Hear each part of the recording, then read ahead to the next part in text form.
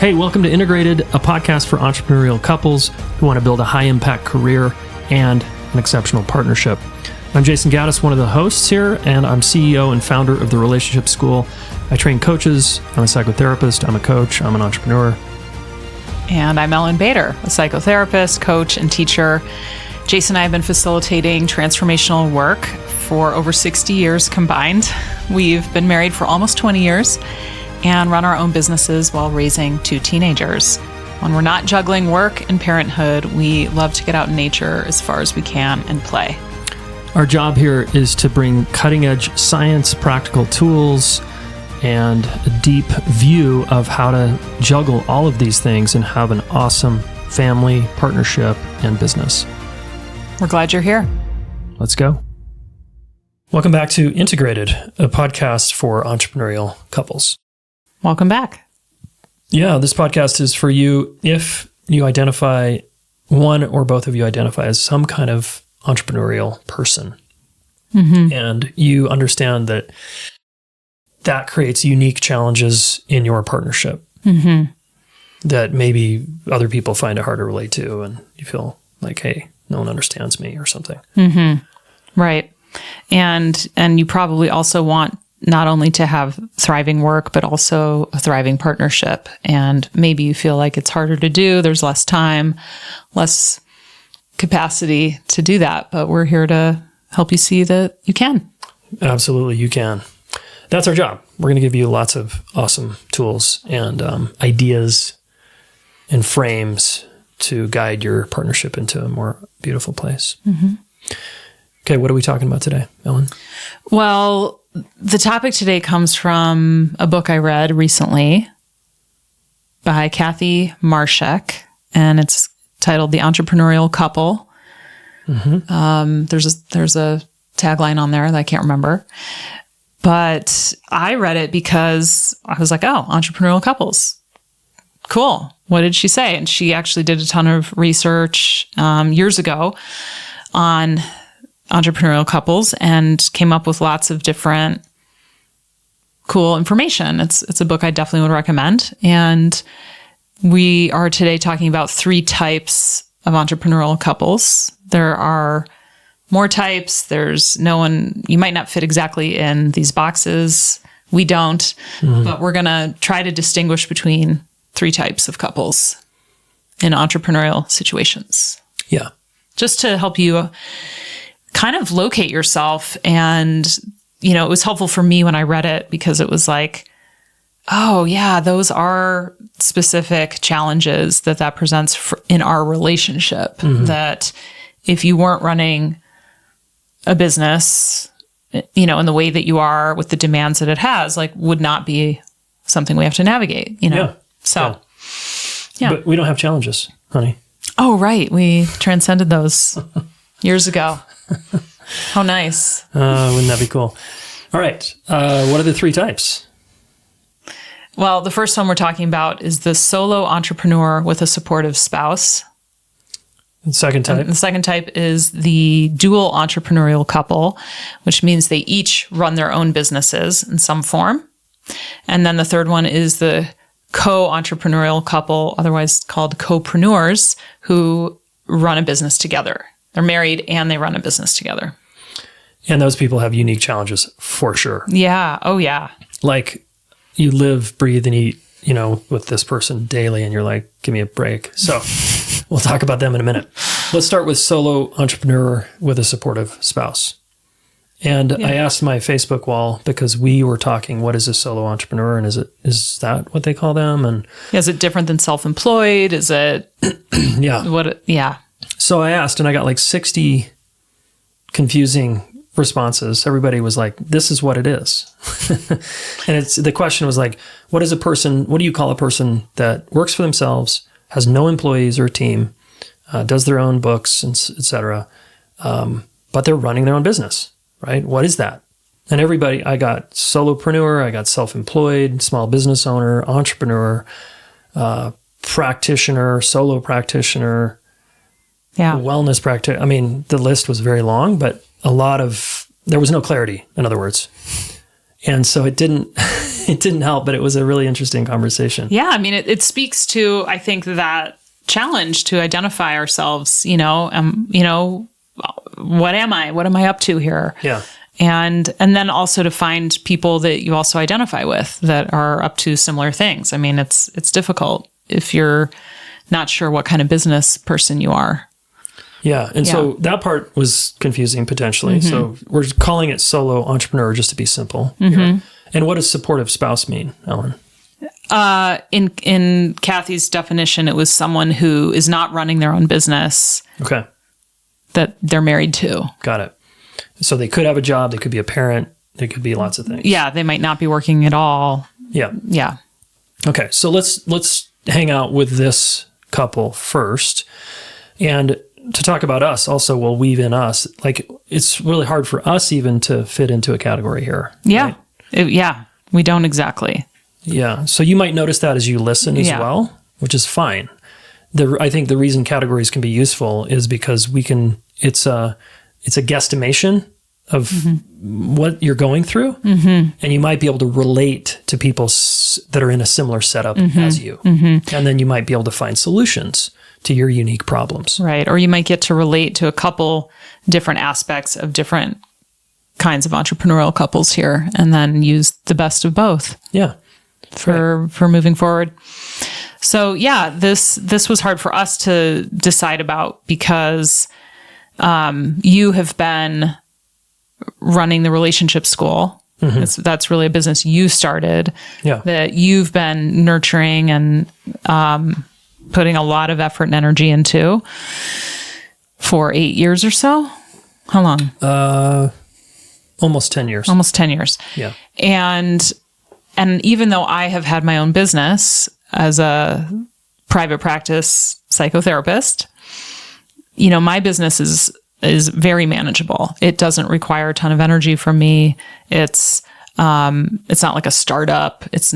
I don't have a team. You don't have to do any marketing. You have a word of mouth stream of referrals. Right. Yep. Right. So it's very, very manageable. And so even though I felt like I was a supportive spouse to your entrepreneurial endeavor, I'm not technically, I still have my own business. So I relate to this one though, because I did feel like, and have felt like, and we've talked about this, like there have been times where it feels like our whole world revolves around the schedule of the relationship school, or like your schedule's planned out, like let's say a year in advance. And so all of our family vacations, or, if we want to take time away or things like that, it has to kind of work inside the schedule of your business. Yeah. That's one example. Yeah. And so, in that way, sometimes I'm like, oh, I'm just, we're all kind of orbiting around the relationship school. Yeah. and it can feel like I'm a supportive spouse in the sense that you're holding so much with your business because you have had large teams at times and many students and huge launches and huge marketing, huge stress. And you don't really I don't really need your support with my business.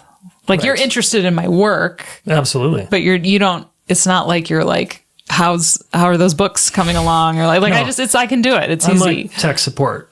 Your tech support. You need help with Google Docs. That's true. I'm your guy. That's true. So you're still a supportive spouse, but not, in the extent that like I'm coming to you for support with my business or that our lives are revolving around. Yeah. My business fits into all this pretty easily. So you're probably sensing a theme here that you might be able to relate to, where if you're in this type of relationship, that if one of you is somewhat of an entrepreneur, you're with someone you're kind of along for the ride. Yeah. And sometimes it feels like you're hanging on to the back of a car being dragged along, or like you're hanging over a cliff. Is that a metaphor I've used? Yes. I use these metaphors. Yes. You use lots. They're kind of violent metaphors. We're out of sea and there's a lot of storminess, and I'm like, come on. Or like I'm on the roller coaster, like I'm just strapped into this roller coaster. You're in the passenger seat of this guy who's driving is really fast and furious and all over the place, and there's no trail or road. Yeah. Anyway, I think the point being is, if you're going to marry an entrepreneur, you better be up for the ride, and it's a lot. Yeah. To be dragged along into that. Totally. So that's validating, right? Like if that's you, if you're the supportive spouse, you're like, dude, yeah, it's a big deal. And I think it's important for the entrepreneur in that situation to even just try to appreciate, because they probably can't fully appreciate what it's like to be a yes to that adventure with so much. It has a lot of risk, a lot of uncertainty. There's a lot of possibility. It's fun. It's stressful. It's all the things. Yep. And I probably haven't done a great job over the years. We've talked about this too, of appreciating you and the way you've shown up for me. And then also just your life. Cause like you said, our world can revolve around my business. Therefore me. Yes. And the self-absorbed entrepreneur kind of likes that on one level. Oh, cool. We're talking about me again. Or my problems. And I could talk at length about my business. Now, some entrepreneurs obviously don't share much. Yes. They just struggle and suffer in silence. Right. Not me. I suffer out loud. Yep. Well, yeah. Walking through the kitchen. Yeah. Is now a good time? I don't even ask. Is now a good time? We've had to work on that. We've had to work on my boundaries around when to talk about work. So yeah, you might be relating, right? Yeah. Anyway, we have our own challenges here, and maybe we could use another example besides us. So I'm thinking of a couple where the guy, male entrepreneur, the female partner, supportive spouse, they have kids and younger family, and at times they're really challenged because she wants him to be more involved with the family life, and he wants to be. There's always an endless to-do list as an entrepreneur, and so it's like, well, if I take time with my family and you, that takes time away from the business and the machine, and then I'm going to make less money. This shit's going to fall apart. It's not going to go well. So the tension that this guy feels is a lot. Yeah. But he also struggles to appreciate the longing his female partner has for more of a intimate connection, a family life that's more settled and relaxed, and wants him to be a really involved dad. Yeah. And he's just, I'm not sure he's up for it. Yeah. Yeah. I see that a lot in this situation, especially if there's kids. And what I've also seen is if the woman is the entrepreneur and they have children, and the couples I'm thinking of right now, the husband also had work outside the home, but not his own business, not the kind of responsibility and lack of boundaries and endless to-do list that an entrepreneur has.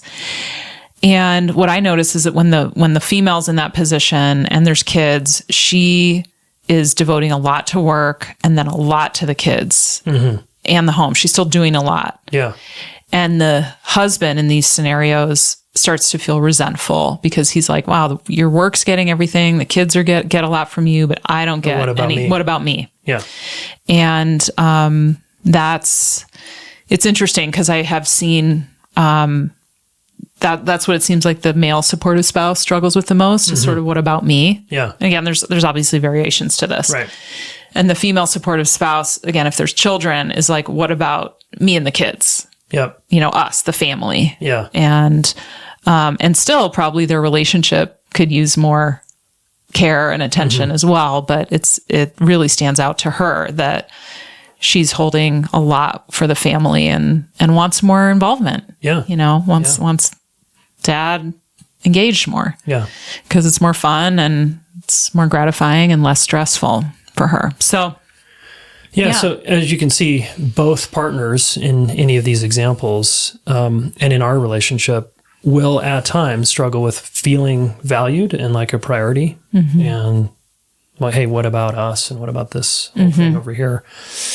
Or what about me? And you'll see that through all the types. Yeah.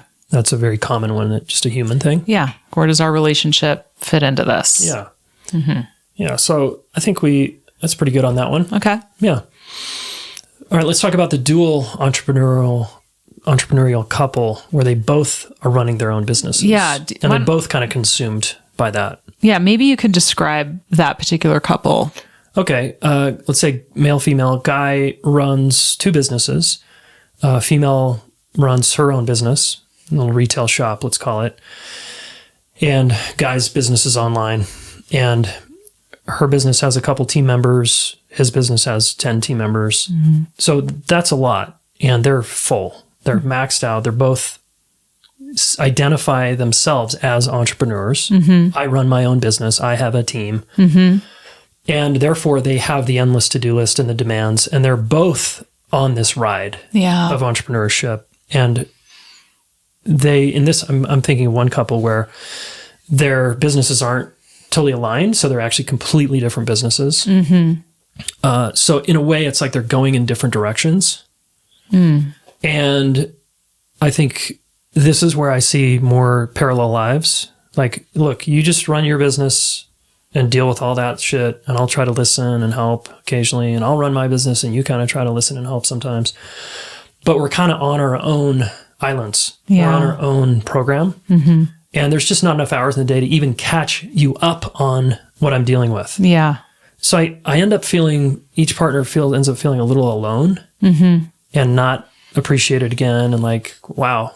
And then there's a lot of tension just because of the stress of both businesses and their relationship, especially if they have kids. So let's say this couple has 2 kids. I mean, when are they going to find time for each other? Right. And if they finally get a date night, because they are willing to prioritize that, what do they talk about? Work. Their own businesses. Yeah. Well, here's what I'm dealing with. Here, what are you dealing with? And then maybe it feels okay. But it's like no one's talking about us. Yeah. How are you as a person? Mm-hmm. How are you feeling inside of your own journey and your heart? And, like, what about sex? And when was the last time we actually had an intimate moment together? Right. And got to like really spend time just being a couple, just being human beings. Yeah. Not being business owners. Right. Yeah. So this couple can look, quote, successful on the outside. Mm-hmm. People often look at this couple and like, wow, that's an empowered couple. Look at them go. And let's say their businesses, let's say, are successful. It can paint the picture of everything's going great. And it's not. If you just look behind the hood, there's like a desert of connection. Yeah. And a felt sense of like, we're a team and we're in this. And and they end up definitely dividing and conquering and doing kind of their own just programs. And they get into roles without agreements. Like, okay, you're just going to kind of do the kids and I'm just going to kind of do the bills and I'm just going to kind of, but they don't maybe, it's not explicit. So there's all kinds of landmines in this relationship. Yeah. And couples like this can get easily triggered because of the work stress. Yeah. And then the neglect.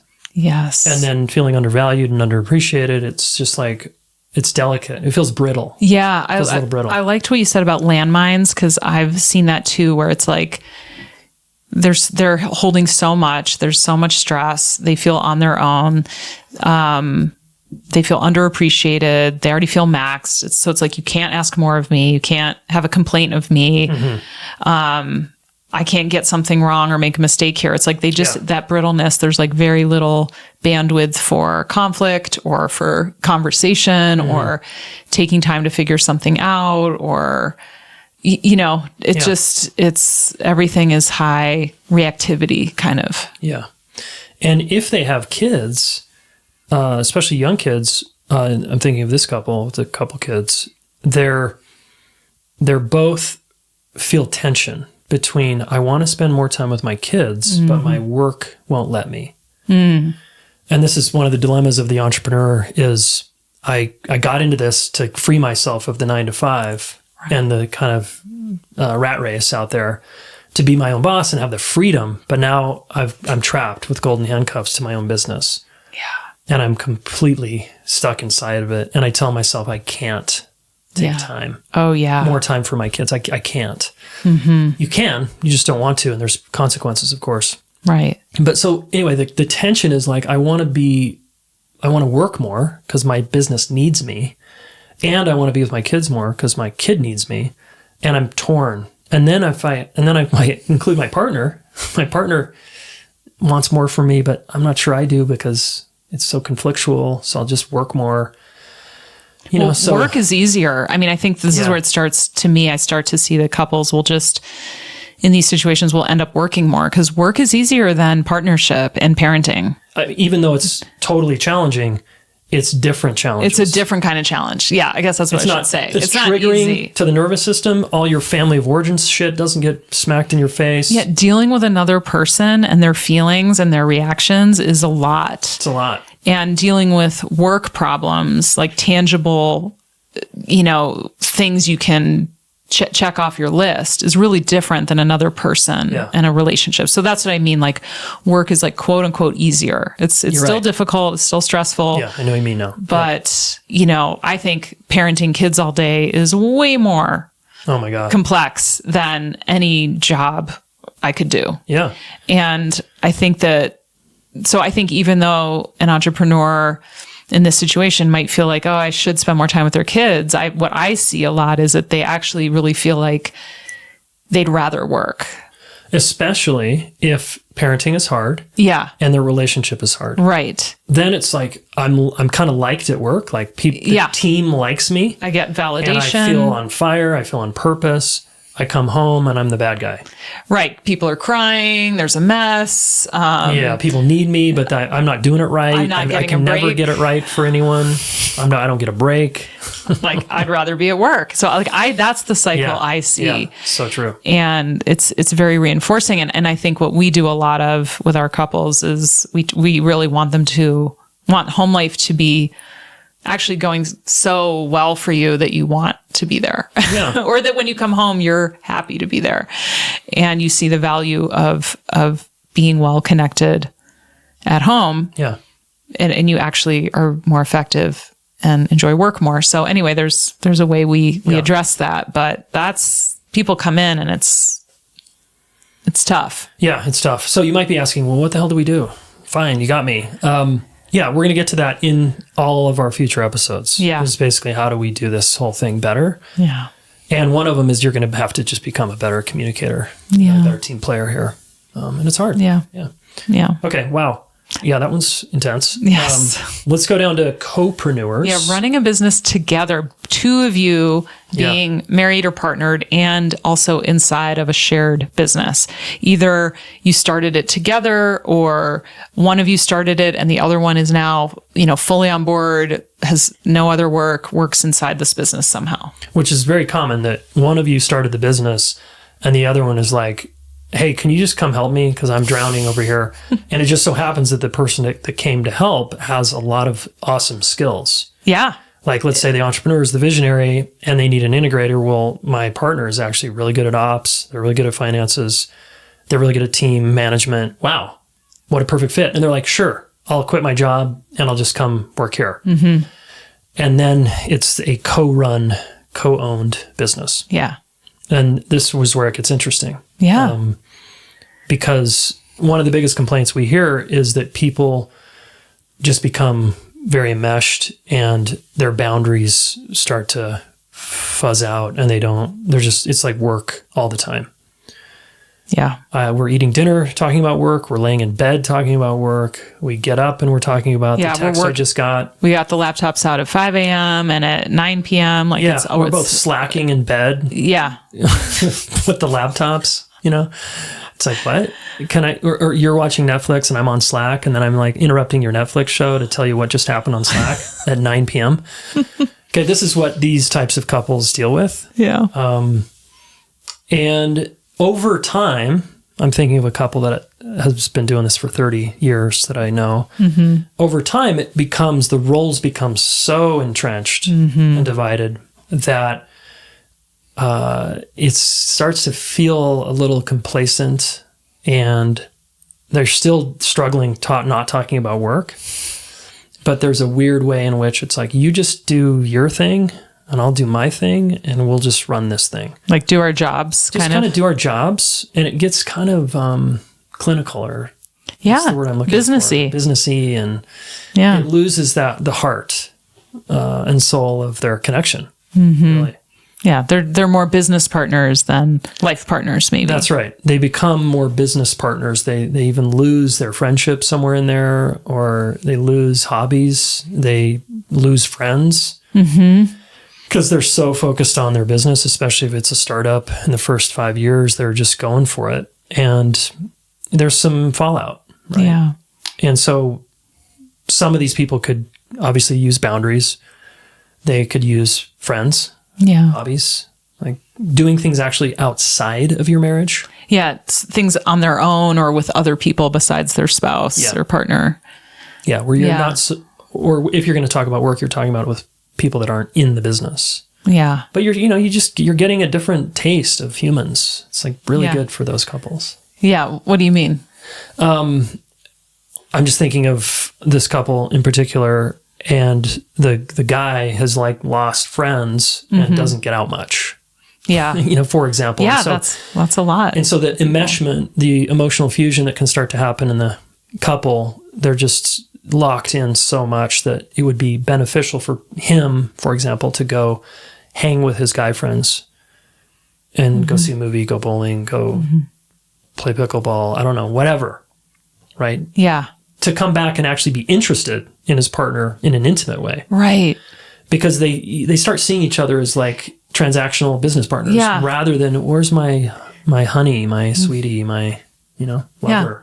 Yeah, that's what I was thinking as you were talking, because I have seen how, it's so easy for any couple that's together for a long time, let's say more than a few years, to start to like lose curiosity and interest and like mindfulness of each other. Like they stop noticing and they stop paying attention. And it's this for a couple that's in business together and married, and like you're describing right now, like they're even more vulnerable to that because there's just so little separation. There's so little differentiation, really. Yeah. And so it's even harder to sort of just step back a little bit, and you think you know everything and you're convinced you do about this person because you've been with them all day, or you've spent years working together all day and hanging out together and sleeping next to each other and all that. But like actually there's still a lot to be curious and interested in that we start forgetting about. We start just kind of thinking we know. Yeah. So I feel like that couple is even more vulnerable to that loss of curiosity, attentiveness, interest in each other. Yeah, agreed. And I'm thinking one couple I met years ago where the guy and he's had a startup, and the wife came in as the kind of operator, HR person. And within a few years, their marriage just dissolved, deteriorated because of the stress of the business was so intense, and they couldn't figure out a way to work together and be partners. Yeah. And they eventually got a divorce. Yeah. Yeah. And I don't know what they tried and what tools they used and how hard they worked, but whatever. It's a common one with this particular couple. Yes. And just a few things about all these types as we start to wrap up here is they all struggle with prioritizing the relationship and each other. Yeah.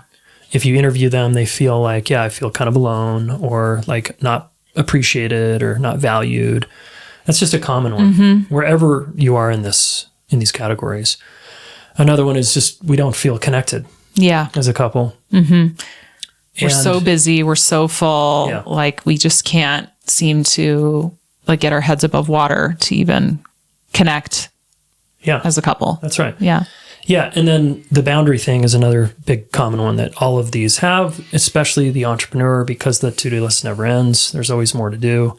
So it's like, when do you stop and turn toward your partner, toward your kids? Yeah. And it's a real discipline. It's a real practice as a business owner to just set it down. And that can be the best medicine, honestly, is setting it down and going on a trip or just unplugging completely. Yeah. Yeah. Yeah. Yeah. And not being so accessible. Yeah. For your team and all that. Yeah. Yeah. It's like, I think part of this is like the culture we live in, where work and productivity and earning and achieving is so like put on a pedestal, and relationships, caregiving, just friendships even, you know, are things we just sort of take for granted or don't think we should have to do much for. Like they should just happen easily. Right. Like my kids should just love me and my partner should just be into me. And, you know, we just feel entitled about that. And honestly, like if you ever put your business on autopilot, you know, if you stepped away and just like expected it to just run awesomely without a lot of attention and energy, you know that wouldn't work. And our most important relationships are similar. They want our attention. They want to be infused with our presence and our care. And when they're not, that doesn't feel great to people. And it's a really important part of life that causes people pain. They come to us for help. And we see people struggle with kind of, figuring out how to extract themselves from, like you said, the golden handcuffs of running a business. Like people get so trapped inside of what they think they have to do and have lost sight of really these people that are counting on them to be there and how much nurturing and refueling the entrepreneur can get from those relationships, you know? Yeah. That's anyway, there's lots to that everybody's missing out on when the most important relationships are not, you know, being felt and experienced as a priority. I want to reiterate one thing Ellen said there, which is you would never put your business on autopilot and expect growth. Yeah. Tons of profitability, high impact, and just kind of set it down and walk away. And whether you had a team or not, like, I mean, I've done that in my business and it basically went to shit. So why would you take that approach with your marriage? So we really want to challenge you here to ask that question. I wouldn't do this with my business. I wouldn't neglect my business. Right. So why am I neglecting my partnership? Why am I justifying that? And then justifying it. Yeah. Right. Yeah. Okay. All right. Hopefully this was useful. Yeah. And just starting to locate yourself and some of the challenges you might face in whatever situation you're in. Reflect on that. And we'll be sharing more about kind of how to rebalance things, how to integrate work and partnership and family and just really our whole selves, so that this one facet of ourselves, the business side, is not taking everything over. Yeah. Integrate. That's what we're up to here. Yeah. How do we integrate these so that it all feels really good to both of us? Yeah. And that we're just really supported by the business, by our family, by our partnership. In the best of ways. And it can feel tricky. So we're here to help.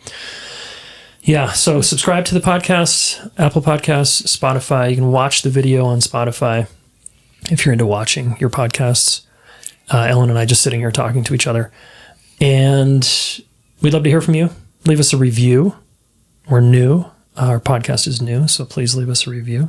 You can leave a comment below this episode on Spotify. I know they do that on Spotify now, which is cool. We really would love to hear from you. What do you want to hear more of?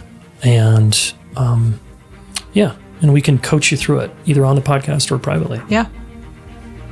All right. Thanks for listening. Thank you.